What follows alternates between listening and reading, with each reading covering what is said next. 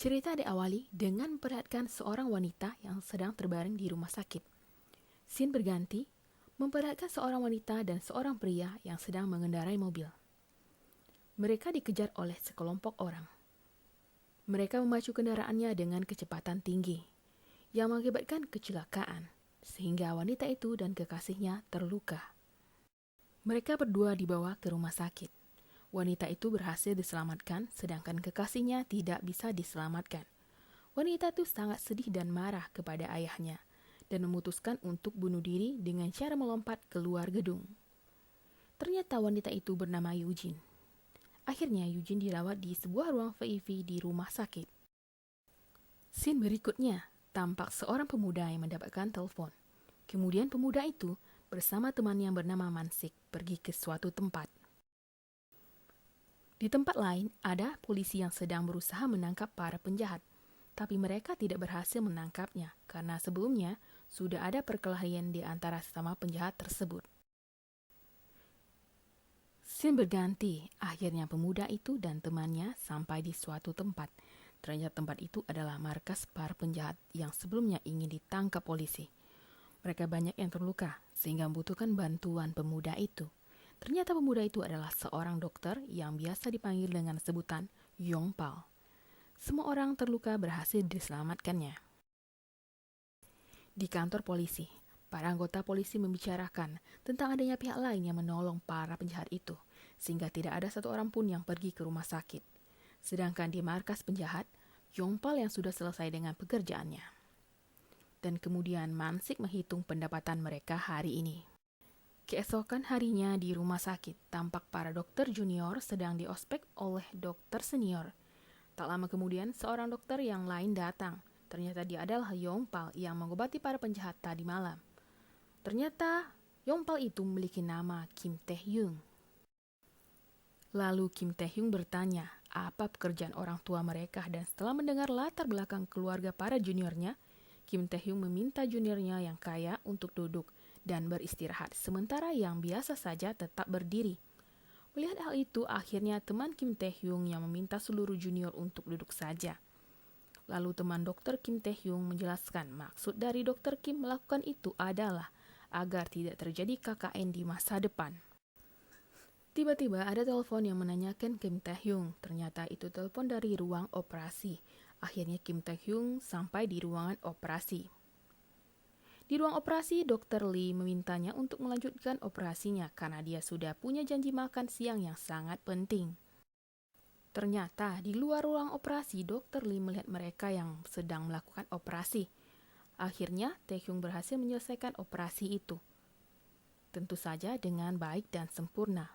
Melihat hal itu, Dr. Lee menjadi lega. Lalu seorang dokter datang dan melihat ke arah ruang operasi dan mengatakan kalau Dr. Lee tidak perlu malu untuk mengatakan kalau kemampuannya sudah menurun karena terlalu lama berada di lantai 12. Tapi tentu saja Dr. Lee menyangkal hal tersebut.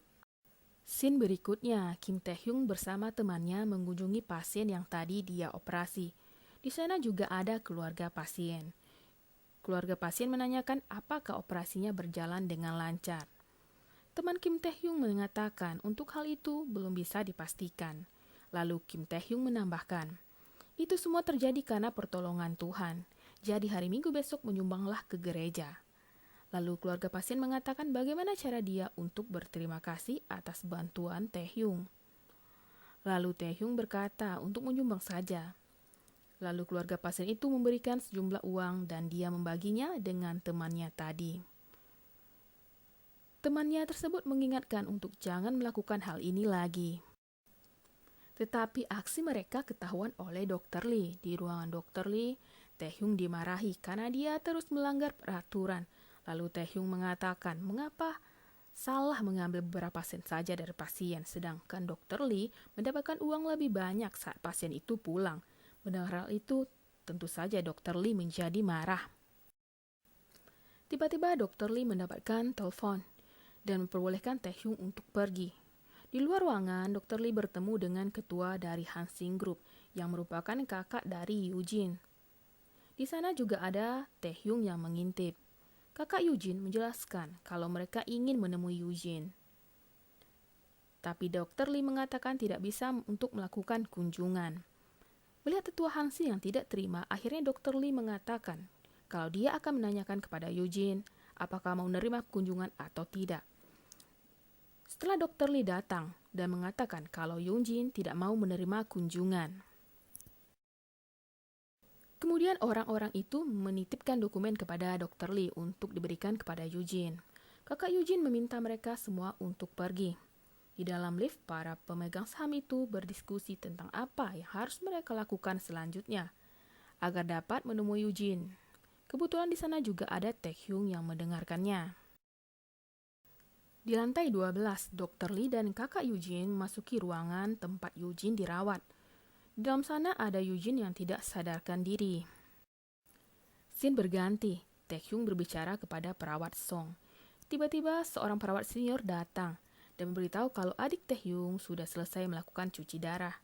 Kemudian Taehyung menemui adiknya dan dia teringat masa lalu saat dia dan keluarganya di rumah. Adik Taehyung pun terbangun dan dia berkata untuk tidak menghabiskan semua uang untuk mengobatinya. Tapi Taehyung tetap bersikeras untuk bisa mengobati adiknya. Saat malam hari, Taehyung mendapatkan panggilan dari Mansik. Ternyata bos dari pencari itu tertembak oleh polisi. Dan mereka ingin agar Taehyung mengobatinya.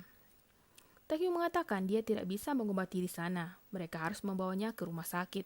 Tapi anak buah penjahat itu tidak mau. Dengan terpaksa, Taehyung mengobati bos penjahat itu di sana dengan peralatan seadanya. Sementara itu, para polisi sudah mengetahui tempat penjahat berada. Sedangkan Taehyung yang sedang berusaha untuk mengobati bos penjahat. Dan polisi sudah memasuki tempat tersebut. Salah satu anak buah penjahat mendapatkan telepon yang memberitahu kalau lokasi mereka sudah diketahui. Mengetahui hal tersebut, mereka memutuskan untuk segera pergi dari tempat itu. Mereka berhasil meloloskan diri dengan melewati tempat rahasia, tapi ternyata salah satu polisi berhasil menemukan mereka. Anak buah penjahat berusaha mengalihkan perhatian polisi itu dan menyerahkan bos mereka kepada Taehyung. Taehyung membawa bos penjahat itu seorang diri dengan mengendarai mobil. Sementara itu Mangsit tidak mau ikut. Ternyata di sana sudah ada mobil polisi yang mengikuti mereka dan berusaha untuk menghalanginya. Saat berada di sebuah jembatan, Taehyung dan bos penjahat itu sudah terpojok dan tidak bisa melarikan diri. Lalu dia mengeluarkan bos penjahat itu dari mobil dan berencana untuk melompat dari jembatan itu. Tentu saja dengan membawa bos penjahat bersamanya. Polisi berusaha mencegahnya, tapi Taehyung tidak peduli dan melompat dari jembatan itu bersama bos mafia tersebut. Tapi sebelumnya, dia menyuntikkan obat ke tubuhnya dan ke tubuh bos mafia tersebut.